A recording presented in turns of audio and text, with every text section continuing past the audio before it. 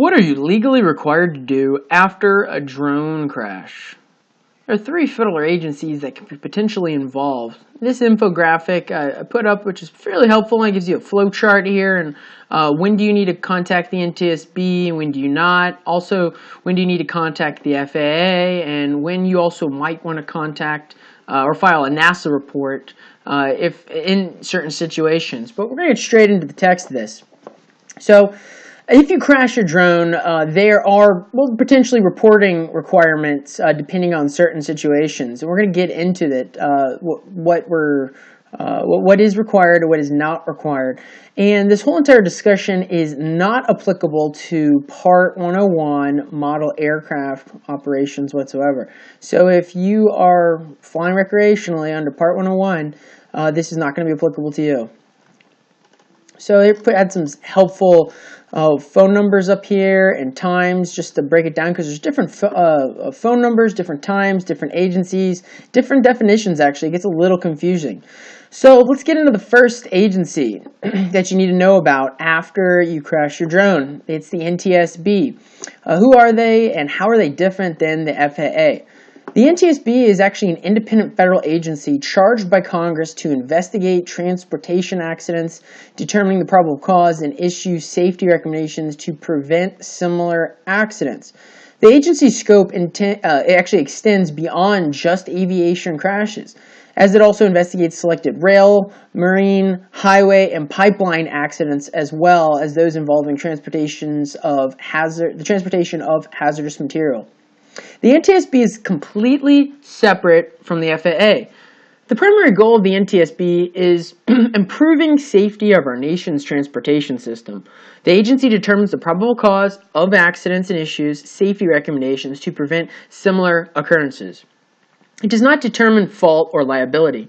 In fact, the Title 49 of United States Code, Section 1154, subsection B says, no part of a report of the board related to an accident or an investigation of an accident may be admitted into evidence or used in a civil action for damages resulting from a matter mentioned in the report. So in addition to investigations, the NTSB can actually judge appeals of the FAA enforcement actions brought against manned aircraft pilots and drone pilots. There are two levels of appeal with the National Transportation Safety Board. There's one, the administrative law judge level, the ALJ, and two, the full board of NTSB members. Some of you might remember the Parker case. The Parker case was initially won at the ALJ level by Parker, but on appeal, the full NTSB board remanded the case back to the lower ALJ to determine if Parker's flight was careless and reckless. So, the reporting requirements to make to the NTSB. Keep in mind that you must immediately notify the NTSB of one of the quick ways, and one of the quick ways you can actually do this is their 24-hour response phone number, 844-373-9922. You can file a report that way. And so NTSB Advisory to operators of the civil small unmanned aircraft systems in the United States. This is actually written by Bill English, and so I'm just going to read it to you here. It says, in the introduction, the use of small unmanned aircraft operating systems is growing rapidly, with changes happening on a nearly daily basis. In particular, the Federal Aviation Administration and the Department of Transportation's Office of the Secretary issued a new final rule on the operation and certification of small unmanned aircraft systems, and the FAA recently issued a new blanket certificate of waiver or authorization for commercial Section 333 and public aircraft operators. The new Part 107 rule, the FAA blanket COA, and other FAA authorizations for UAS operations direct UAS operators to provide expedited identification to the FAA in the event that any of a series of enumerated occurrences take place during the operation of a UAS. Included in these instructions are reminders that the FAA procedures are not a substitute for separate accident incident reporting requirements incident reporting required by the National Transportation Safety Board under Title 49 CFR Code of Federal Regulations, Section 830.5. By means of this advisory, the NTSB reminds operators of any civil UAS other than those operated for hobby or recreational purposes of the NTSB's Accident and Incident Reporting Requirements in Part 830 of Title 49 of the Code of Federal Regulations. In August of 2010, the NTSB revised its Part 830 regulations to clarify that its accident and incident notification requirements apply to unmanned aircraft as well as conventional manned aircraft. Section 830.5 instructs operators of civil aircraft and certain public aircraft to immediately and by the most expeditious means available notify the NTSB when an accident or listed incident occurs.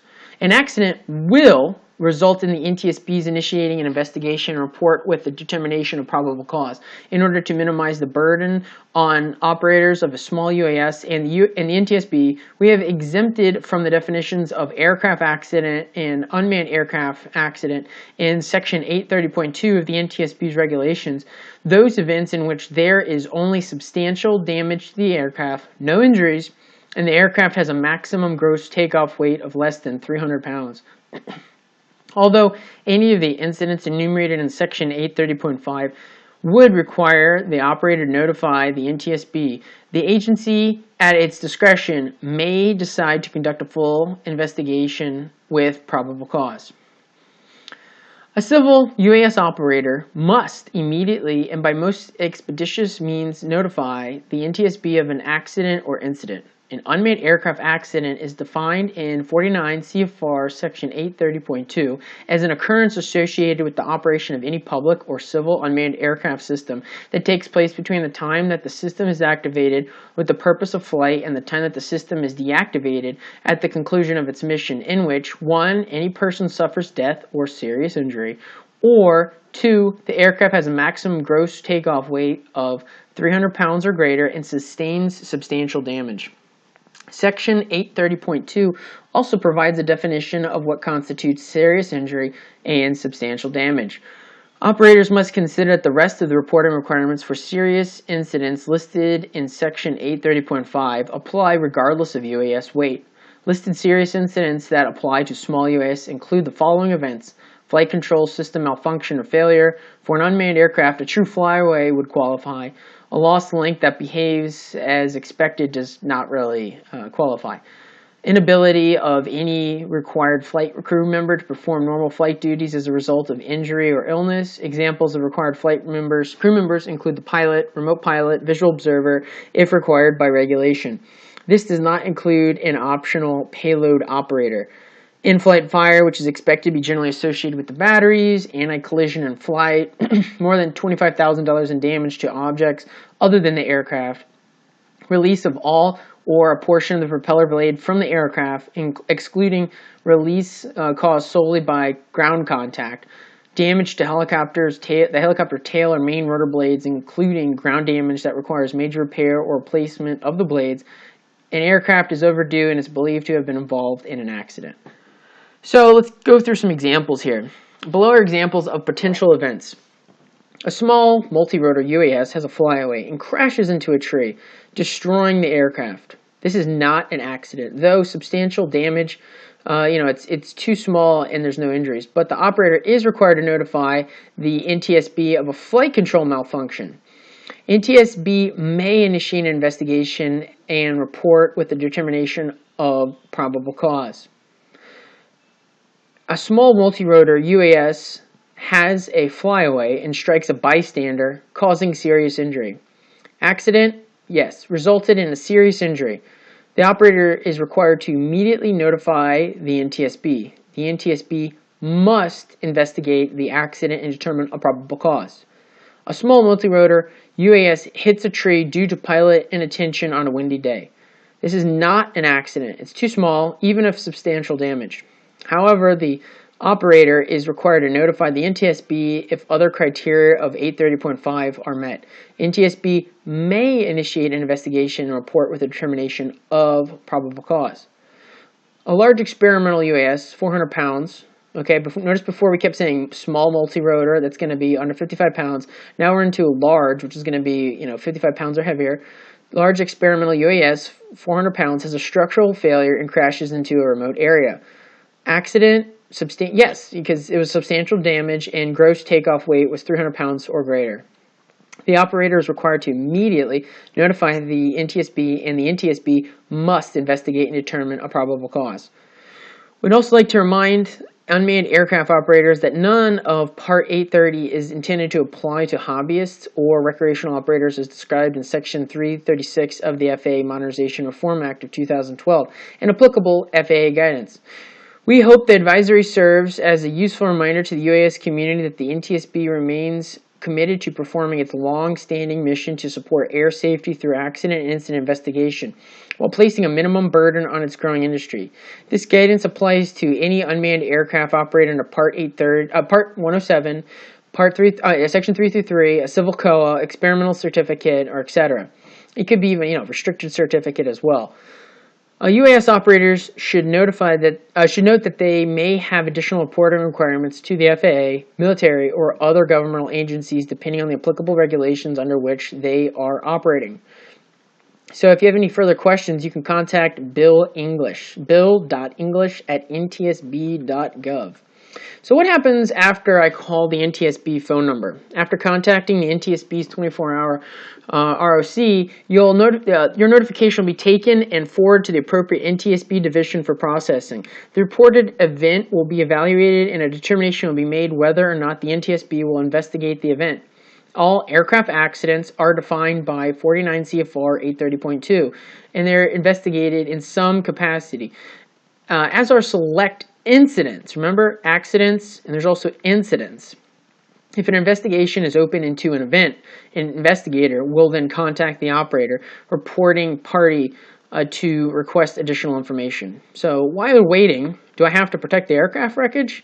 Well, 49 CFR section 830.10 says, the operator of an aircraft involved in an accident or incident for which notification must be given is responsible for preserving to the extent possible any aircraft wreckage, cargo, and mail aboard the aircraft, and all records, including all recording mediums of flight, maintenance, and voice recorders pertaining to the operation and maintenance of the aircraft, and to the airman until the board takes custody thereof or release is granted pursuant to 831.12b of this chapter.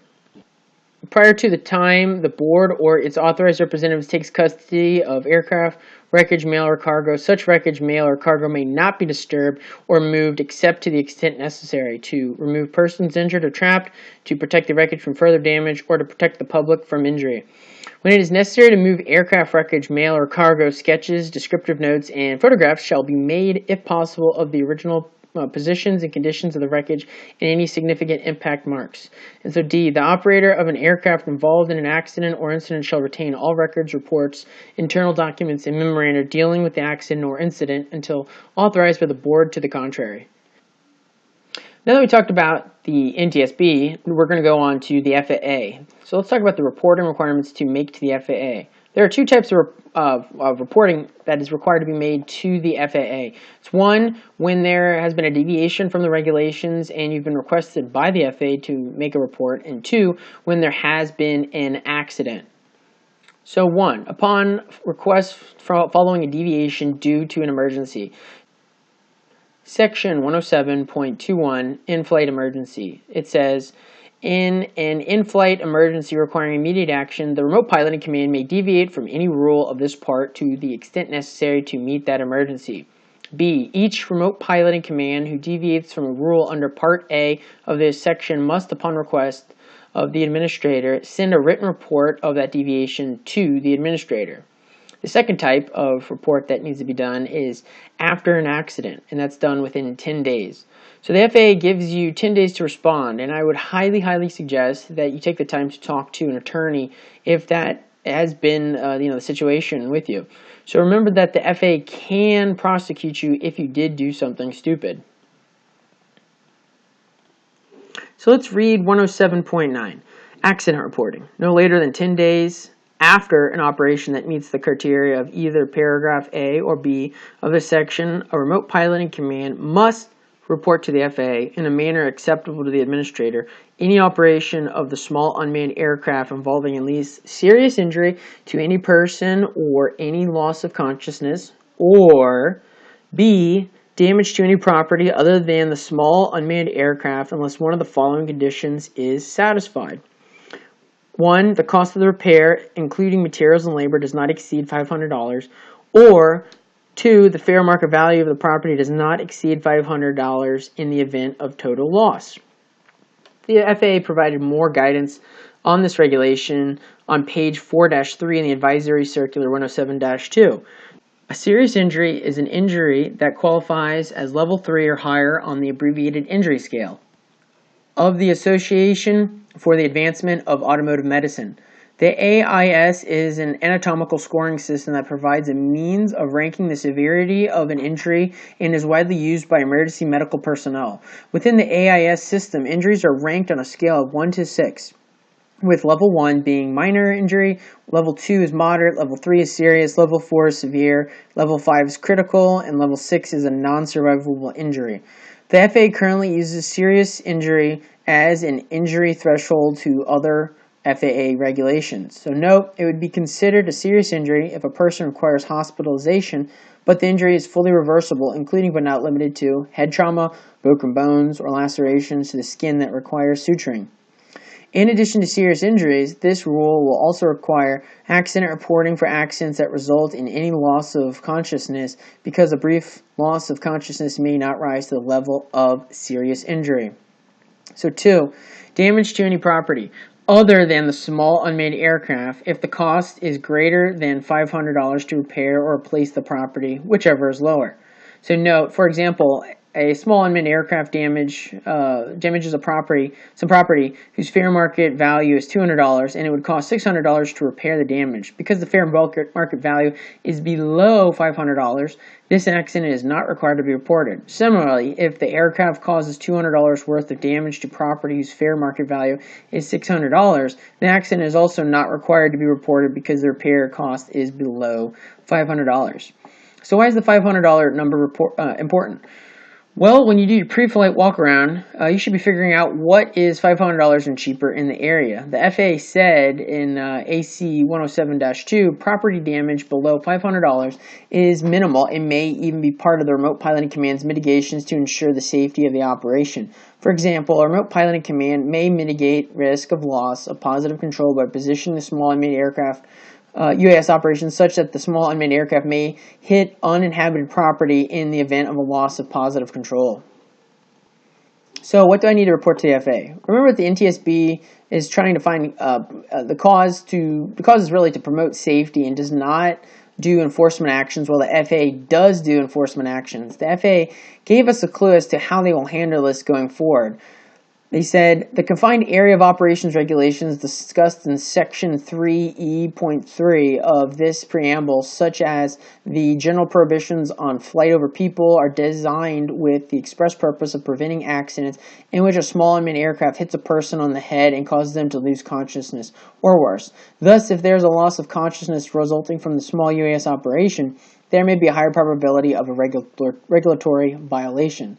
You are really between a rock and a hard place if there is a crash. Why? Because law enforcement or someone else will likely report the accident to the FAA. If you don't report, you will get in trouble. If you do report, you could get in trouble.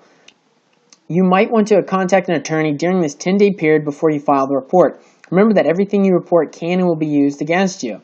So submitting the report. The accident report must be made within 10 calendar days of the operation that created the injury or damage. The report may be submitted to the appropriate FAA Regional Operations Center electronically or by telephone. Electronic reporting can be completed at this link here, and reports may also be made to the nearest jurisdictional FSDO, and you can find your local FSDO office here. Here's what you're required to include in the report, and here are the phone numbers. So now we just completed the FAA and what you're required to report to them. Let's jump into the Aviation Safety Reporting System that is run by NASA, and sometimes it's nicknamed and called the NASA report or the NASA form. The ASRS system is run by NASA, which is why this report is nicknamed the NASA form or the NASA report. The FAA also notes that the Aviation Safety Reporting System is available for voluntary reporting of any aviation safety incident or situation in which aviation safety may have been compromised. The FAA offers ASRS reports Reporters' guarantees and incentives to encourage reporting by holding ASRS reports in strict confidence and not using ASRS information against reporters in enforcement actions. Further, the FAA disagrees that data collection is a valuable tool for determining a baseline for performance, reliability, and risk assessment. The FAA plans to develop a tool where remote pilots of small unmanned aircraft can voluntarily share data which may not meet the threshold of accident reporting. This would provide a means for evaluation of operational integrity for small UAS. Unfortunately, the FAA said the FAA disagrees that SMS and ASRS systems should be covered on the Part 107 knowledge test because ASRS is not currently not being required knowledge for Part 61 pilot certificates holders. This means you aren't required to know this, but that you should. On top of the FAA not requiring you to know this, they mention nothing about this report in AC 107-2. Remember, this report benefits you more than the FAA. Another reason why it is important to sign up for a newsletter to stay informed, huh? Keep in mind that the report goes to NASA, not the FAA. NASA is a completely separate agency from the FAA, just like the NTSB. There has been no breach of confidentiality in more than 34 years of the ASRS under NASA management. So why would you want to file a NASA report? Under Advisory Circular 00-46E, it says the FAA considers the filing of a report with NASA concerning an incident or occurrence involving, notice it said incident occurrence, not accident, guys. Just pay attention to that. That comes in important later. Involving a violation of 49 U.S.C. Subtitle 7 or the 14 CFR to be indicative of a constructive attitude. Such an attitude will tend to prevent future violations. Accordingly, although a finding of violation may be made, neither civil penalty nor certificate suspension will be imposed if the violation was inadvertent and not deliberate. 2. The violation did not involve criminal offense, accident, or any action under 49 U.S.C. 44709, which discloses a lack of qualification or competency, which is wholly excluded from this policy.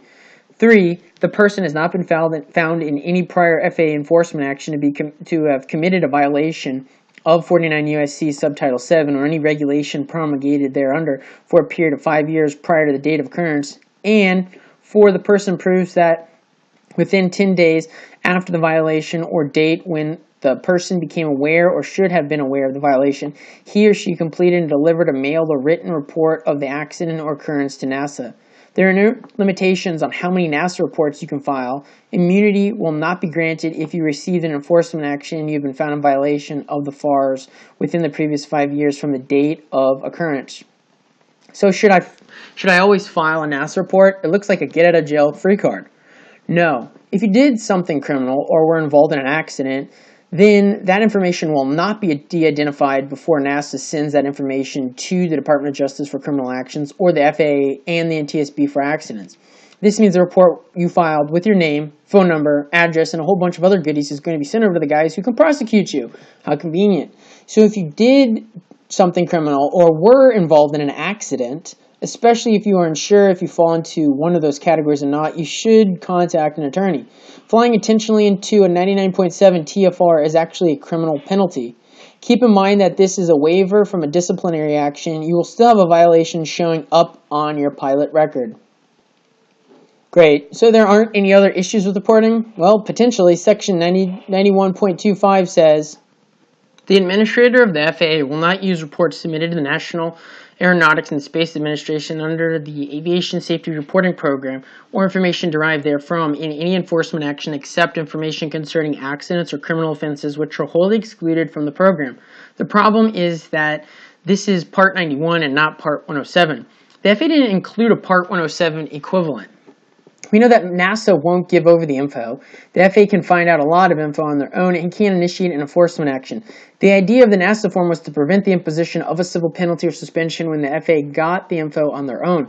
The FAA indicated in the Part 107 preamble they would continue to honor the program. However, they could change their minds in the future. It isn't a regulation, and they could go after people who have filed the NASA form. But they would get an insane amount of pressure from the safety community to not do that.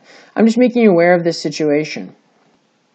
I hope this helps you guys understand what you need to do and when you might want to contact an aviation attorney after a crash. Keep in mind that this was only about the FAA and the NTSB, not about other potential liability issues that could come up as a result of the crash.